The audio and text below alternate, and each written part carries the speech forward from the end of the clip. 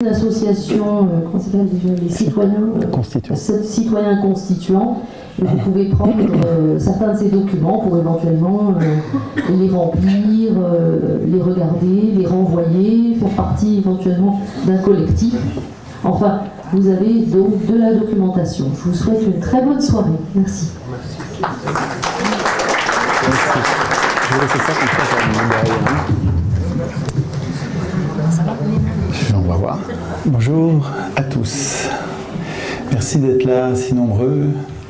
C'est une responsabilité. J'ai l'impression, je commence à avoir l'impression d'un peu radoter là, parce que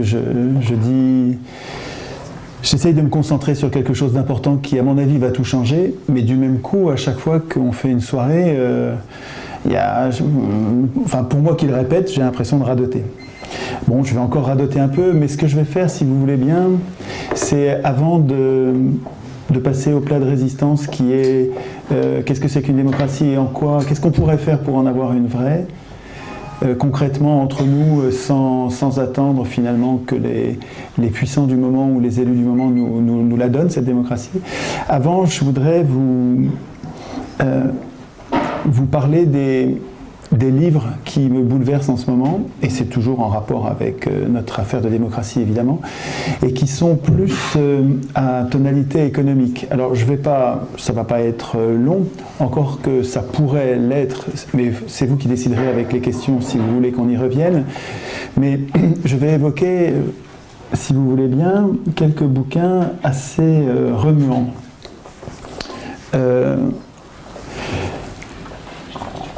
Compliqué de choisir un ordre parce qu'en fait le tramage se fait sans qu'il y en ait un qui soit supérieur aux autres. Je vais commencer par une bande dessinée étonnante qui s'appelle Economics, qui est tout à fait remarquable. Pour ceux qui n'aiment pas lire le texte et qui sont habitués aux images, et j'en connais de plus en plus, il y a à la fois les images, donc cette présentation sous forme de bande dessinée, et un fond qui est tout à fait remarquable. C'est très sérieux, et c'est très bien expliqué. J'ai pratiquement pas trouvé d'erreur, peut-être une petite couillonnade au moment de la Révolution française sur Robespierre, mais rien quoi, non, rien de grave. Par contre, sur la contestation, sur l'interrogation du dogme libéral, du dogme de l'économie classique, c'est tout à fait remarquable. Ça reprend la science économique entre guillemets depuis les origines, et ça permet de comprendre les enjeux. Je pense qu'un citoyen digne de ce nom ne s'occupe pas que de politique au sens des institutions, il doit aussi comprendre comment il se fait enfumer pour l'instant sur le plan économique. Pour l'instant, les économistes sont à quelques... Bon, il y a des exceptions évidemment, mais très souvent, en tout cas les économistes à qui on tend le micro dans les médias sont d'une pensée prostituée aux banques. Et c'est comme ça depuis le début. Déjà, Ricardo était fils de banquier, et les plus grands économistes ont penser la théorie qui permet de pérenniser la puissance des puissants, qui permet de rendre éternelle la puissance des puissants.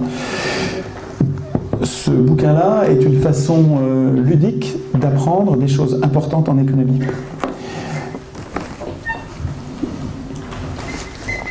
Deuxième bouquin, alors là c'est bouleversant. Moi, chaque page, ça me remue en profondeur. Je dois avoir 200 ou 250 bouquins sur la monnaie, la création monétaire. Et là, j'en trouve un qui est scotchant. Voilà. Il s'appelle 5000 ans d'histoire de la dette. Et en fait, c'est une histoire de la dette et de la monnaie, et des religions, et de la transformation de ce qui étaient nos obligations dans les sociétés primitives en dette, avec une véritable démonstration que c'est non nécessaire, c'est-à-dire que la prison dans laquelle nous vivons tient très largement au type de monnaie qui est endettante, que nous subissons, mais à laquelle nous n'avons pas réfléchi. On n'a jamais eu de débat là-dessus, on n'apprend pas ça à l'école. Moi, je n'ai pas appris ça à l'école et je ne l'ai pas enseigné puisque je ne l'avais pas appris et que ce n'est pas au programme. Mais on a là une vision une histoire et une vision anthropologique. C'est un anthropologue, c'est quelqu'un qui étudie les sociétés primitives, qui étudie les sociétés humaines, et qui nous décrit les mécanismes économiques avec un regard qui n'a rigoureusement rien à voir avec l'économie présentée, le regard économique présenté par les marchands. Et on s'aperçoit, moi je m'aperçois à la fois des biais que j'ai subis quand j'ai suivi un enseignement, et puis des biais que j'ai empruntés moi-même quand j'ai été prof. Je m'aperçois de biais considérables, et si vous voulez, c'est pas malin, c'est pas avec une mauvaise volonté, c'est pas méchant, c'est pas un complot. Je veux dire, les profs qui enseignent ça le font pas parce qu'ils sont méchants, ils ont un projet de domination, pas du tout. On l'apprend parce que moi j'ai enseigné ça parce que je l'avais appris comme ça. Et ben, tous les profs font comme ça, hein. Plus ou moins, on réenseigne ce qu'on a appris correctement, en y mettant notre intelligence, bonne volonté, dévouement. Bon, mais c'est compliqué d'enseigner quelque chose qui est différent de ce qu'on a appris soi-même, vous savez. Donc, et ce regard d'anthropologue qui explique que depuis un siècle déjà, les anthropologues disent aux économistes « mais vous dites des bêtises, l'humain n'est pas qu'un être égoïste, calculateur, qui ne pense qu'à ses intérêts, ça ne fonctionne pas du tout comme ça, les sociétés humaines que nous observons, nous, anthropologues, ne sont pas des sociétés de calculateurs égoïstes, pas du tout. Les humains se donnent, et se donnent vraiment, se donnent volontairement et volontiers les uns les autres. Et le monde marchand est venu après, plus tard. Et le crédit, nous apprend cet anthropologue, a précédé la monnaie. Les humains commencent par créer entre eux des relations. Nous sommes des animaux relationnels, on a besoin de relations. Quand la pire des tortures, c'est de nous priver de relations. Hein. Quand vous mettez quelqu'un à l'isolement, c'est pire que si vous lui faisiez des douleurs physiques. Nous avons besoin de relations, et en fait, nos sociétés, depuis le début, mais depuis longtemps, s'endettent les uns les autres, enfin pas s'endettent, se lient les uns aux autres, et la monnaie apparaît au moment où on commence à avoir besoin de comptabiliser ses obligations. La monnaie sert à comptabiliser les dettes. Et c'est à ce moment-là d'ailleurs qu'on parle de dette. C'est-à-dire qu'une obligation morale devient une dette à partir du moment où on la compte en monnaie. Tout ça est passionnant. Je le résume mal, je suis en train de le découvrir. Je voudrais juste vous lire un passage particulièrement bouleversant, je trouve. Après avoir copieusement égratigné et déboulonné même le dogme libéral, il s'appelle Graeber, David Graeber. Et vous trouverez sur le net des conférences, parce que c'est un best-seller aux États-Unis, c'est en train de devenir un best-seller en Europe, et il y a des raisons. C'est un livre qui est complètement subversif. Il nous réapprend un des fondements majeurs de notre société, qui était complètement ignoré depuis que ce sont les marchands qui font les programmes à l'école, et qui finalement nous imposent des valeurs. Nous avons désappris ce que nous apprend cet anthropologue. Et alors, Graeber parle d'un grand anthropologue qui s'appelait Fröschen et qui est en train de travailler, qui vivait avec les Inuits au Groenland. Et voilà ce qu'il raconte dans son livre de l'Esquimau. Fröschen raconte qu'un jour, rentré bredouille et affamé d'une expédition de chasse aux morses, il découvrit que l'un de ceux qui avait fait une bonne chasse avait déposé plusieurs centaines de livres de viande. Alors Fröschen, l'anthropologue, se répandit en remerciements. Et l'homme, l'Inuit, celui qu'on considère comme un sauvage, quoi, hein, comme quelqu'un qui n'est pas encore éduqué comme nous, hein, réagit avec indignation à ces remerciements. Ouvrez les guillemets. Dans notre pays, nous sommes humains, dit le chasseur. Et puisque nous sommes humains, nous nous entraidons. Nous n'aimons pas entendre quelqu'un dire merci pour ça. Ce que j'ai aujourd'hui, tu peux l'avoir demain. Ici, nous disons qu'avec des cadeaux, on fait des esclaves, et qu'avec les fouets, on fait des chiens. C'est-à-dire que quand ces gens-là, tout primitifs qu'ils sont, ont déjà compris, et en fait très tôt dans l'histoire des hommes, les hommes ont compris que quand on fait des cadeaux, avec l'idée qu'il faudra le rendre, on va comparer nos puissances, il va y avoir une inégalité de puissance et ça va finir en esclavage. C'est étonnant, vous allez voir la façon dont il le décrypte ensuite, Graeber. La dernière phrase est un peu, donc là c'est la fin de la citation de Linnuit et c'est Graeber qui commente. La dernière phrase est un peu un énoncé classique de l'anthropologie et on trouvera de semblables rejets de calcul des crédits et des débits, donc c'est le langage des marchands, dans toute la littérature anthropologique des sociétés égalitaires de chasseurs. Loin de se voir comme un humain parce qu'il peut faire des calculs économiques, le chasseur affirme qu'on est véritablement humain quand on refuse de faire ce genre de calcul, de mesurer ou de garder en mémoire qui a donné quoi à qui, justement parce que ces comportements vont inévitablement créer un monde où nous allons entreprendre de comparer puissance à puissance, de les mesurer ces puissances et de les calculer et de nous réduire mutuellement à l'état d'esclaves ou de chiens fouettés par la dette. Non que cet homme ait ignoré que les humains ont une propension à calculer. Mais s'il ne savait pas, il n'aurait pas pu dire ce qu'il a dit. Bien sûr qu'on a une propension à calculer. Nous avons toutes sortes de penchants. Dans toute situation de la vie réelle, nous avons des inclinations qui nous poussent simultanément dans plusieurs directions différentes et contradictoires. Aucune n'est plus réelle que les autres. Les économistes libéraux prétendent que nous sommes des calculateurs, et uniquement, et que c'est ça qui permet de comprendre les hommes. Et c'est ça que contestent les anthropologues en disant « il n'y a pas de société comme celle que vous décrivez, vous les économistes ».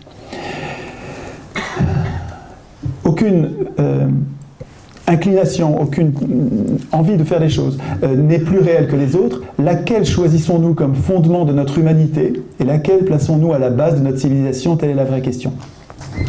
Enfin bon, bref, je ne peux pas développer. Ce que je lis dans ce bouquin, à chaque page est bouleversant et utile pour fabriquer le monde différent que nous fabriquerons quand nous réinstituerons nous-mêmes notre démocratie. Donc à mon avis, c'est totalement lié. C'est-à-dire qu'on ne peut pas dissocier notre émancipation politique de notre émancipation monétaire. Il faut absolument que notre niveau monte et l'Internet nous permet... Je crois que ça c'est historique, je ne suis pas sûr que ça va suffire parce qu'il est bien possible qu'il nous en prive avant qu'on ait réussi à s'en servir à grande échelle, mais c'est à mon avis une nécessité absolue que nous fassions monter notre niveau sur la monnaie. Il faut qu'on comprenne ce que c'est que la monnaie et il n'y a pas de meilleur, je vous dis sur 200 bouquins, c'est le meilleur cours sur la monnaie que j'ai jamais eu. C'est remarquable. On comprend, mais ça se lit, se relit. Hein. Chaque page, je la relis, je la travaille, je la souligne, ça se travaille. Mais c'est, vous allez voir, votre niveau, ça va monter. Et quand on comprend ce que c'est que la monnaie, on comprend qu'il est essentiel que cet objet important soit sous contrôle public. Or, vous savez que la monnaie aujourd'hui est un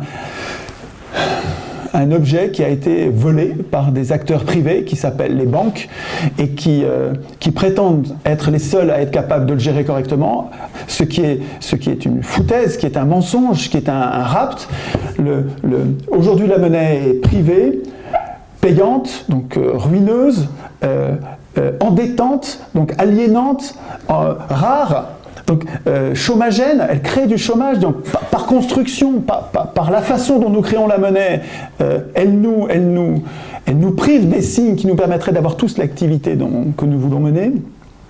Je ne développe pas, si vous voulez, à l'occasion des questions, on y reviendra, mais la compréhension en profondeur de ce qu'est la monnaie et de ce qu'elle doit être va de pair avec notre mutation en constituant, dont je vous parlerai tout à l'heure. Je pense que nous devrions muter en constituant, c'est pas la constitution notre solution, c'est nous ayant envie de l'écrire. Donc c'est pas un objet que je fétichise, c'est une vision d'une humanité qui, fatiguée de se faire exploiter et assassiner maintenant à échelle industrielle dans les guerres, pour éviter la prochaine guerre, et en essayant de le faire avant la prochaine, fait monter rapidement son niveau de conscience pour écrire elle-même, cette humanité, écrire elle-même les règles qui la protègent des affreux du moment. Troisième bouquin, alors ça aussi c'est bouleversant au dernier degré. Losurdo, Domenico Losurdo, un Italien, Contre-histoire du libéralisme. J'ai plusieurs contre-histoires du libéralisme à la maison. Celle-là est vraiment décapante au possible. Depuis 8 ans que je travaille sur les institutions, sur à la fois notre émancipation économique et notre émancipation juridique, qui donne une émancipation politique. Je travaille beaucoup sur Tocqueville, sur Hobbes, sur Locke, sur les fondateurs du libéralisme et sur leur discours sur la liberté. Ce que fait Losurdo, c'est qu'il reprend chacun de ces grands auteurs, les uns après les autres, et il questionne qu'est-ce que c'est que ces libéraux qui nous chantent des airs superbes sur la liberté, sur la résistance au despotisme, à la nécessaire liberté de chacun, et qui sont tous esclavagistes. Tous les penseurs libéraux étaient libéraux pour eux, pour le peuple libre, comme ils disent, avec comme toile de fond l'esclavage pour le reste de l'humanité, l'esclavage et le génocide. Alors il explique, ça commence avec Grotius en Hollande, aux Pays-Bas. Dès que les marchands s'émancipent des rois, alors on a les Hollandais qui se libèrent de Philippe II d'Espagne, et qui donc peuvent développer l'idée libérale entre guillemets, et qui aussitôt se mettent à coloniser l'Afrique avec génocide et esclavagisme. Esclavagisme racial. L'esclavagisme, c'est une vieille histoire de l'humanité. Mais l'esclavagisme racial, en suivant Losurdo, bon, à vérifier, hein, j'imagine peut-être qu'il peut se tromper ce gars-là. Hein, comme d'habitude, quand je lis, je vais recouper, j'arrête pas de les tramer les bouquins, j'en fais un tissu, hein, en les recoupant les uns les autres. Mais c'est extrêmement bien documenté. C'est très très documenté ce qu'il raconte.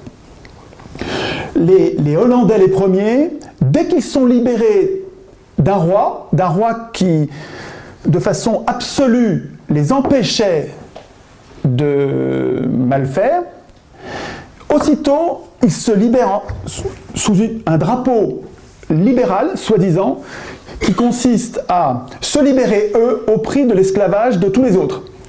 Et d'un génocide, c'est-à-dire d'un écrabouillement, d'un massacre général des pays dont ils ont décidé de s'emparer. Ensuite, quand Guillaume d'Orange, qui est un Hollandais qui devient roi d'Angleterre, parce que entre les couronnes royales, ils étaient consanguins et s'échangeaient et faisaient leurs relations familiales pour conserver le pouvoir. Je ne développe pas ça, mais en tout cas, Guillaume II, qui était un Hollandais, devient roi d'Angleterre et emporte avec lui le libéralisme. Et les massacres des Irlandais, génocide, alors ça avait commencé avec Cromwell, mais le libéralisme anglais est devenu lui aussi génocidaire et esclavagiste racial.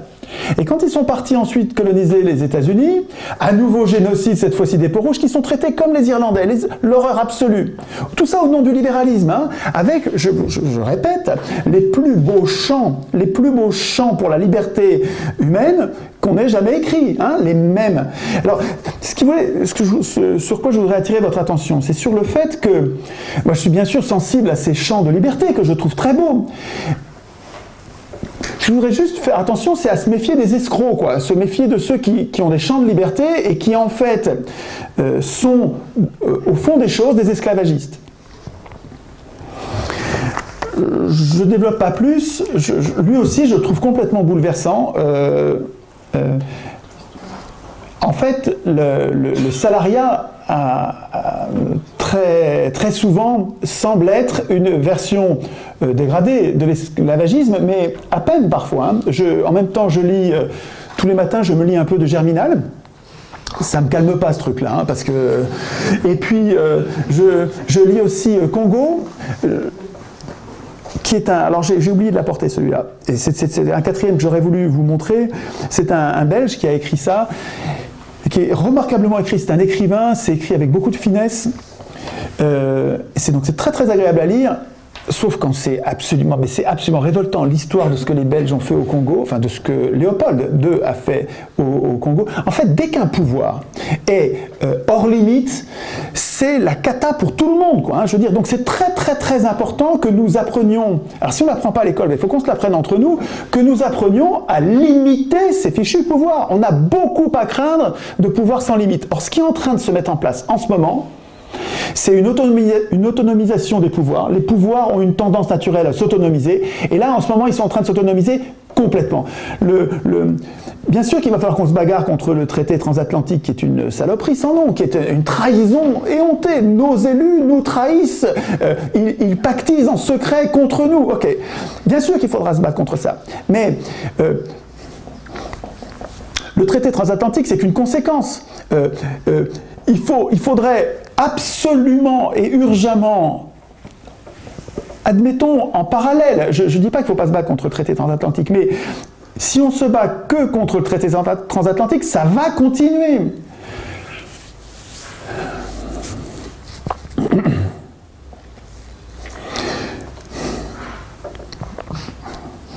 Je ne vois pas d'autre issue, et je sais que ça ne va pas être immédiat. Mais je ne vois pas d'autre issue que nous préparer, comme on se prépare à un entraînement pour un match de foot. On sait qu'il va y avoir un match, même si on ne sait pas exactement quand il va y avoir le match, il faut s'entraîner avant. On ne peut pas dire on s'occupera de la Constitution le jour où on aura fait la révolution, l'insurrection qui va tout changer. Si on ne s'est pas entraîné, on va se faire enfumer comme les Tunisiens se sont fait enfumer. C'est-à-dire que les Tunisiens, ils se sont donné un mal de chien pour chasser leurs tyrans.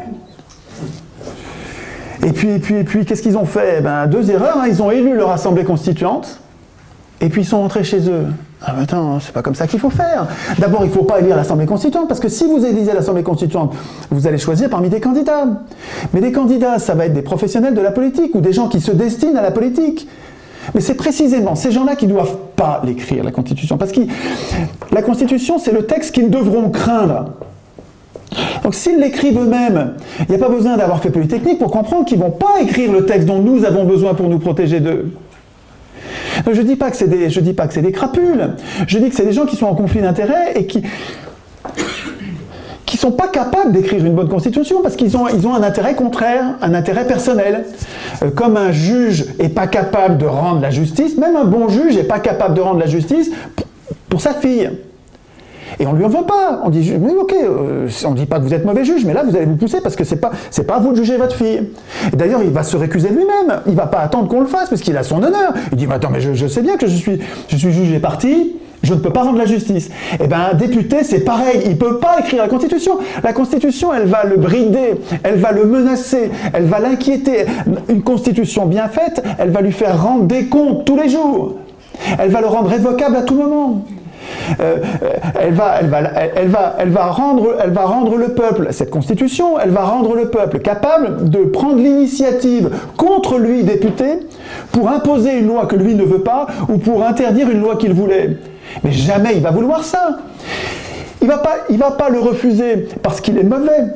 Il va le refuser parce qu'il est en conflit d'intérêts. Mais il n'est pas en conflit d'intérêts parce que c'est une crapule qui a pris le truc et qui nous l'a volé. Il a pris ce pouvoir-là parce qu'on lui laisse. Parce qu'on ne sait même pas ce que c'est qu'une constitution. On ne sait même pas à quoi ça sert. Alors, on est bien mal pris pour penser même l'écrire, vous pensez bien. Et à chaque fois que dans les journaux, dans les médias, ils en parlent, ben attendez, mais nous, on est bon à rien. On est bon qu'à désigner des maîtres. Ce que je suggère, ce qu'on a fait cet après-midi, mais il ne faut pas attendre que je sois là. Si l'idée a besoin que je sois là, c'est mort, c'est une idée à la con, ça ne marchera pas. Voilà, c'est une idée idiote. Si vous avez besoin de moi pour écrire la Constitution, c'est que je suis un gourou, c'est nul, voilà, ça ne marchera pas. D'abord, je ne peux pas être là, je ne peux pas être partout. Il faut que ce soit une idée qui soit suffisamment simple et puissante pour que vous vous l'appropriez. Il faut la déchoirdiser, il faut que ce soit votre idée. Et si ça ne marche pas, ce truc-là, eh ben c'est nul, ben on fait autre chose, on essaye de faire autre chose comme ce qui a déjà été fait, je ne sais pas. Mais cette idée-là, il me semble qu'elle est prometteuse, elle est nouvelle, elle est pas encore testée dans l'histoire des hommes. Jamais on a eu, enfin je ne trouve pas ça dans l'histoire des hommes, dans ce que je lis depuis Aristote, je ne trouve pas cette priorité. Il faut que si un peuple, non, si un groupe d'humains veut devenir un peuple au sens noble, au sens strict du terme, s'il veut devenir un peuple, il faut qu'il ait une constitution, et s'il veut une constitution, il faut qu'il écrive lui-même. faire de ça une priorité, en disant les premiers à être humains, à être des citoyens, c'est ceux qui vont écrire eux-mêmes leur constitution, je ne le trouve pas dans la littérature. C'est une idée que je fabrique avec des tas de choses que je prends à gauche à droite. Hein. Je n'ai pas du tout la prétention d'avoir inventé un truc. J'isole dans tout ce que je lis quelque chose qui me semble pas encore testé, qui n'a pas encore échoué, et qui prend le problème différemment en étant radical. Je prends le truc à la racine. Bien, cette impuissance. De la Constitution? Ok, d'où elle sort cette Constitution? Qui l'a écrite? Mais des parlementaires! C'est normal que des parlementaires aient programmé leur puissance et notre impuissance. Mais comment ça se fait que ce soit partout des parlementaires? Partout, mais parce que partout les gens ne savent même pas ce que c'est qu'une Constitution. Donc partout les gens renoncent. Les gens ne veulent pas, les humains, 99%, les gens ne veulent pas écrire la Constitution. Ben voilà la cause. Et c'est bien de savoir, enfin moi il me semble que ça donne une pêche formidable de voir que la cause elle est en nous. Si la cause elle était dans les élus, qu'il fallait attendre que les élus deviennent des gens tellement vertueux qu'ils soient capables de se faire harakiri en disant je vais leur donner le référendum d'initiative populaire, je vais leur donner la révocabilité à tout moment, je vais leur donner le non-cumul des mandats et c'est eux qui vont décider de mon salaire.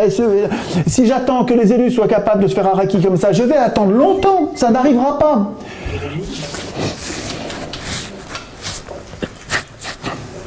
J'ai pas fini avec les bouquins. Il y a... Alors, il faut que je vous montre aussi le... Si, c'est pas possible que je l'ai oublié, celui-là. Ah oui, voilà. Ah là, ça c'est très important, Rousseau. Bon, Rousseau, c'est... Si on veut devenir constituant, il faut qu'on ait lu Rousseau. En tout cas, on va pas écrire ce qu'a écrit Rousseau, mais Rousseau a posé des problèmes majeurs. Rousseau a vu venir le capitalisme. Il l'a identifié. Il a vu que le luxe allait nous dépraver nos mœurs. Il a senti ça dès la naissance du capitalisme. Il a senti que la richesse était un problème pour les mœurs et que même la culture, même l'art était mauvais pour les mœurs.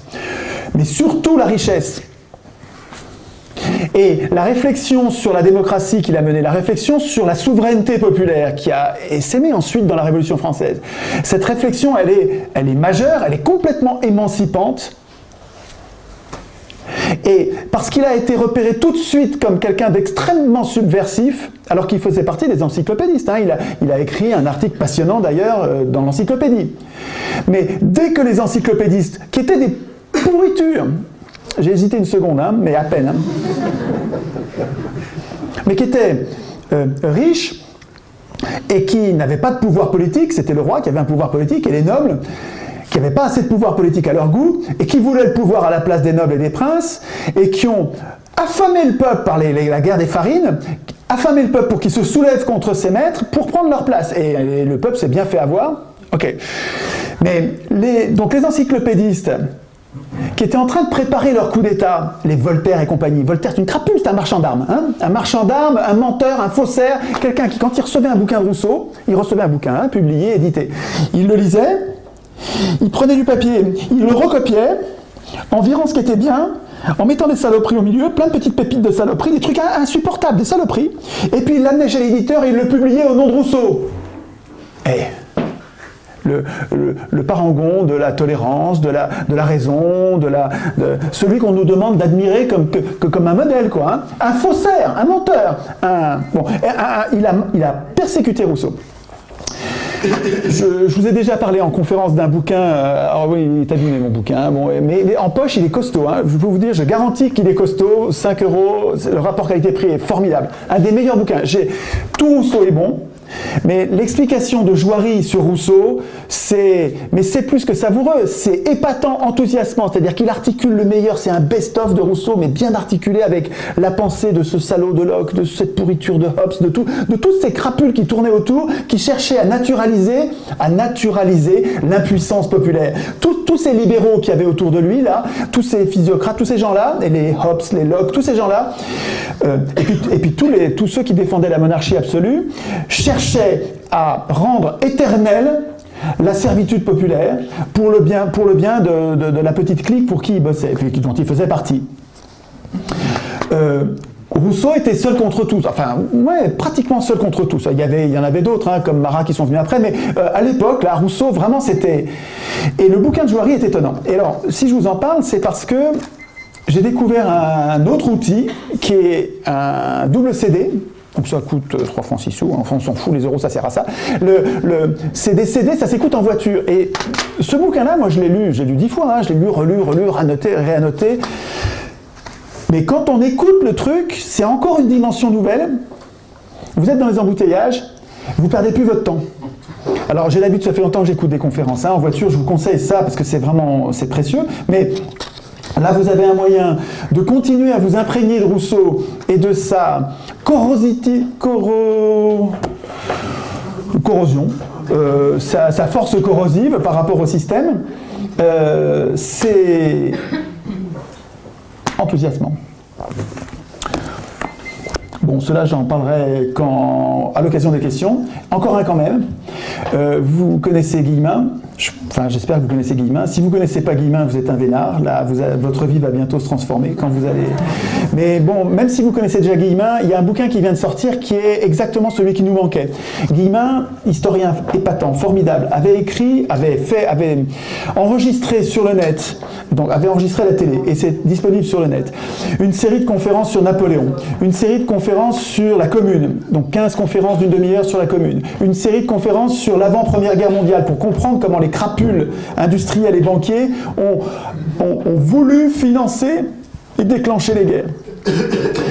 Une série de 15 conférences aussi sur l'avant-deuxième guerre mondiale. C'est épatant, ces trucs-là, ça s'écoute en voiture.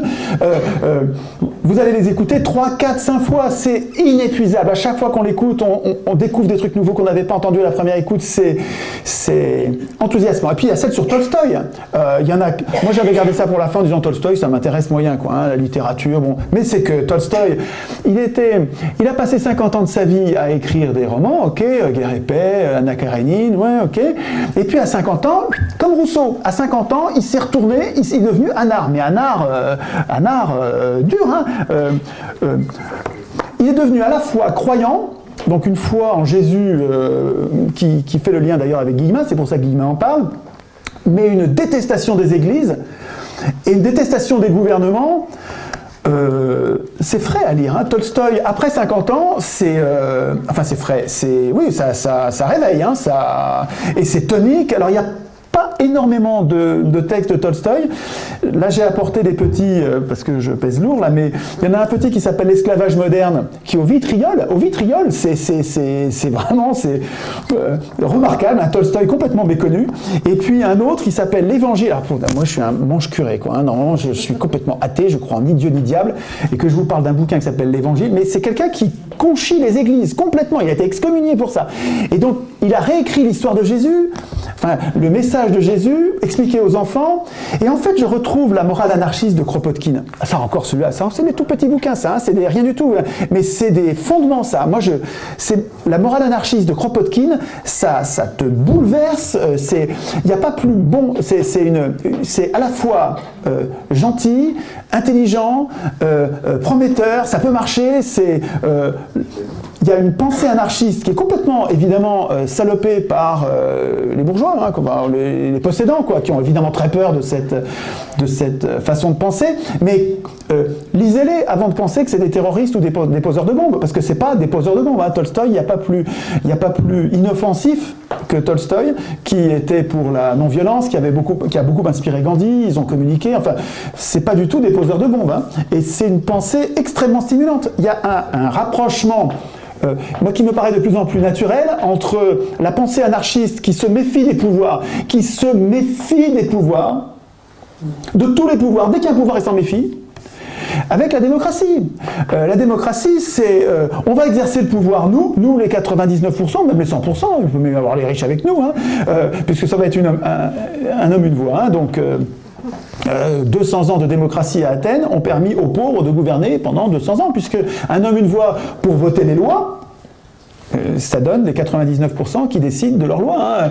Alors, Je sais qu'à Athènes, on ne comptait pas les femmes ne votaient pas, qu'il y avait des esclaves, que les métèques, qui étaient le nom condamnés aux étrangers, ne votaient pas. Mais c'est évidemment pas ça qui m'intéresse. Ce que je dis, c'est que ce qu'ils ont fait marcher pendant 200 ans marcherait très bien aujourd'hui sans esclaves, puisqu'on a des esclaves de fer, que sont les machines, avec du pétrole, donc qui nous libéreraient beaucoup de temps disponible pour faire de la politique si on n'avait pas ces gredins de banquiers sur le dos qui nous piquent toute la plus-value, qui nous piquent toute la richesse que nous créons. Et on n'a pas besoin d'en créer tant. On pourrait en créer moins et vivre mieux si on n'avait plus ces parasites sur le dos. Donc, nous pourrions, excusez-moi, je mélange tout, mais comme je sais que j'ai qu'une heure, j'essaie de tricher en parlant plus vite. Non, je vais le renverser. Donc, je reviens sur Henri Guillemin. Nous n'avions de la période de la... Alors, quand Guillemin commence à nous parler de la Commune, il fait un rappel des épisodes précédents en nous rappelant ce qui s'est passé pendant la Révolution française. C'est super important pour comprendre aujourd'hui, de comprendre ce qui s'est passé vraiment pendant la Révolution française, et pas le roman national que nous racontent les possédants pour obtenir notre soumission, notre résignation. Non, ce qui s'est passé vraiment, c'est important de comprendre ça. Et je dis pas que Guillemin dit la vérité absolue là-dessus, il peut se tromper, hein, mais c'est un boulot important pour comprendre aujourd'hui, et donc pour penser demain, imaginer un autre demain, c'est important de comprendre comment on s'est fait enfumer en 89 pour pas que ça recommence la prochaine fois. Et donc, il y a une conférence sur la Révolution française et Robespierre qui dure 2 heures de Guillemin, qui est une merveille. Je crois que c'est la meilleure conférence de Guillemin. Ça m'est pas arrivé la première fois, mais depuis la 2 ou la 3e fois, je pleure à chaque fois à la fin. Enfin, c'est vraiment, elle est émouvante au possible. C'est une conférence importante. La conférence sur la Révolution française et Robespierre, elle est poignante. Mais on n'avait pas la série de 15 comme on avait eu sur la Commune, sur l'avant-première guerre mondiale. On n'avait pas la série de 15. Or, elle existe. Il a donné cette série de 18 conférences et on l'a pas en vidéo, on l'a même pas en son. Elle doit exister en son parce que le gars qui a pris en note, il doit bien l'avoir enregistré le truc. Donc on va peut-être finir par retrouver ça. Mais pour l'instant existe le bouquin de Guillemin qui s'appelle 1789-92, ça c'est la première fausse révolution, c'est la révolution des riches qui prennent le pouvoir aux nobles et aux princes, et puis 1792-1794 qui sont les 2 ans, les 2 seules années de la République depuis 200 ans où le peuple a vraiment été représenté par des gens qui cherchaient, alors ça se discute, je sais qu'il y a des débats et ça m'intéresse de savoir en quoi, même avec Guillemin, on se fait encore enfumer et où il y a des gens qu'on considère comme des héros. Pour moi, Robespierre, je sais bien que personne n'est parfait, mais Robespierre me paraît être une figure tellement incorruptible, tellement dévouée que j'ai du mal à lui reconnaître des vices. Mais c'est pas bien, parce qu'il y a sûrement des vices, hein, puisque personne n'est parfait. Donc il faudra, en discutant, arriver à savoir où est le vrai, quelle est la part de bon et la part de mauvais dans Robespierre aussi. Mais donc le bouquin de Guillemin sur la Révolution française, c'est un monument. C'est absolument passionnant à lire. Alors, bon, on ne s'embête pas une seconde. Moi, je trouve que c'est un sujet de lecture passionnant. Et puis, sur les anars, si quand même celui-là, j'avais dit que c'était tout pour les bouquins, mais je découvre... j'avais déjà découvert ce nom, mais je n'avais pas encore commandé les bouquins, et je les ai reçus il y a quelques semaines.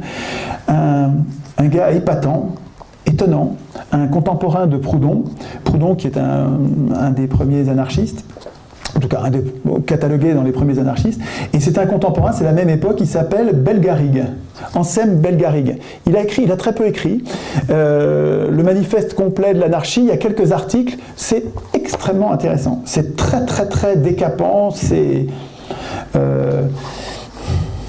il dit du mal de Rousseau avec des choses que pourtant je suis un fan de Rousseau, vous avez compris, mais ça m'intéresse, si vous voulez, j'ai besoin de mes adversaires pour progresser, ou j'ai besoin de la contradiction pour progresser. Quand on me dit du mal de Rousseau, je ferme pas le truc en disant ça m'intéresse pas, je vais lire pour voir. Quand c'est Burke c'est un intellectuel anglais, une fripouille, un défenseur de l'ancien régime, quand c'est Burke qui me décrit Rousseau, ça pue à toutes les lignes, je veux dire, enfin moi j'arrive pas, il me convainc pas du tout, ça m'intéresse pas, je trouve ça, c'est tissé non pas de fil blanc mais de corde blanche, c'est pas bien. Mais quand je lis Bellegarrigue qui me parle de Rousseau, je vois un autre genre de bonhomme qui cherche pas à faire gagner sa caste, il cherche une véritable égalité, une vraie de vraie, et il dit dans Rousseau on n'y arrivera pas. Alors ça m'intéresse parce que je sens que c'est pas mal intentionné, je sens que c'est... Et à mon avis, entre nous, dans notre éducation populaire, là, on va reparler de Bellegarrigue. C'est trop décapant pour que ça reste dans l'ombre. Et c'est disponible sur le net. Bon, j'arrête avec les bouquins, je vous parlerai de Marat ou d'autres. Il faut que je vous rende la main.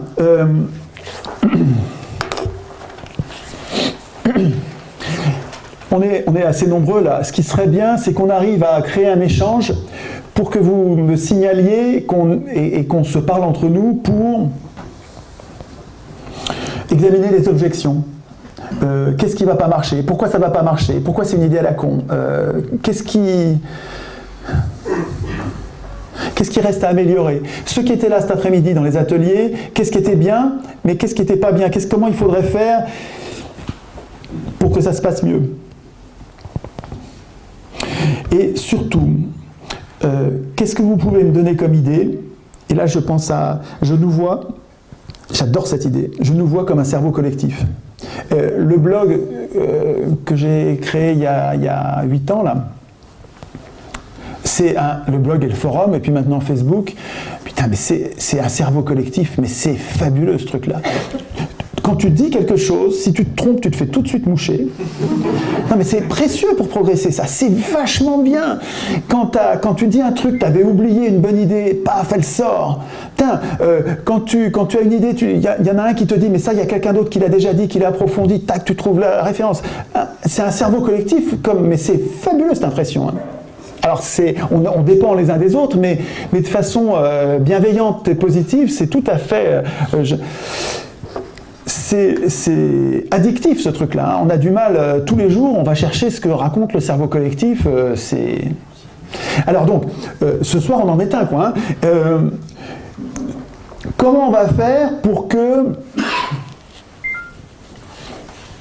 ça continue, pour que ça puisse continuer sans que je sois là. Je vois bien, moi, les militants, ils me disent, quand t'es là, il y a des gens qui viennent, et quand t'es pas là, on n'est plus que 10. Mais c'est le bordel, ça va pas, c'est affreux, ça ne va pas marcher si on n'est pas capable de trouver un truc pour changer ça, cette idée va pas marcher. Comment on fait pour rester mobilisé? S'il faut pas que ce soit, enfin, si ça marche qu'une soirée ou qu'une après-midi, ça sert juste à rien. Il faut qu'on soit des milliards. Attendez, des milliards, si on s'en occupe pas, si c'est moi qui dois aller en convaincre 200 par 200, mais ça n'arrivera pas, voilà, on va, dans un an, on sera, 10 000, rien, quoi, hein, non, il faut que chacun devienne contagieux, quoi. Et comment on fait pour garder la niaque? Alors, il faut que je vous parle de l'association de... J'ai pas entendu. Il faut que je vous parle de... Il a dit cocaïne. Cocaïne, oui, non, surtout pas. Non. Comment... Le cannabis, c'est meilleur. Il faut que je vous parle d'un truc. Ils m'ont demandé d'en parler, et c'est vrai qu'il faut que je vous en parle. Depuis 8 ans, donc... moi j'ai repéré, j'ai un fil d'Ariane, quoi. Hein. Je pense que c'est à nous d'écrire, nous les 99%, c'est à nous d'écrire la Constitution. Pour l'instant, nous n'avons pas de Constitution. Les banquiers, eux, ont une Constitution, mais simplement parce qu'ils l'écrivent. C'est la sélection naturelle, hein, mort au con. Nous, ils ont compris, nous on n'a pas compris. Tant qu'on n'a pas compris, on sera leurs esclaves. Si on veut une Constitution, il faut l'écrire. Il faut qu'on devienne constituant. On ne sera citoyen que si on est constituant.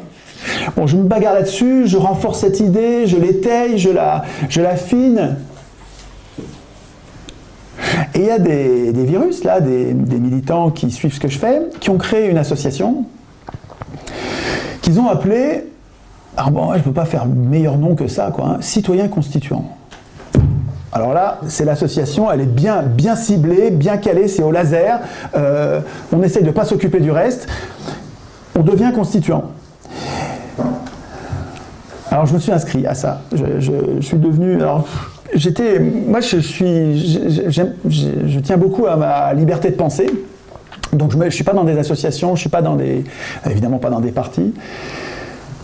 Mais je travaille avec des associations, avec des partis, parce que je sais bien qu'il faut s'organiser quand même. Ça aide de s'organiser. Et là l'idée, leur idée, et que je trouve qu'il faut défendre, c'est de faire des antennes, c'est-à-dire des petits groupes de virus, des gens plus toniques que les autres, et puis qui entretiennent la niaque, la flamme, quoi, pour que ça ait lieu, pour qu'il y ait des ateliers un peu partout, tout le temps. Alors, voilà, donc ils ont un bulletin, donc là-dessus vous trouverez leur adresse pour leur écrire, où vous pourrez vous inscrire si vous voulez. J'ai mis ça au fond à côté des bouquins d'Utopia, vous trouverez des prospectus que vous pouvez prendre librement. Et puis ils m'ont donné une simple liste dans laquelle vous êtes invité, si ça vous intéresse, à mettre un nom et un email pour qu'ils puissent vous informer au fur et à mesure de ce qu'ils font.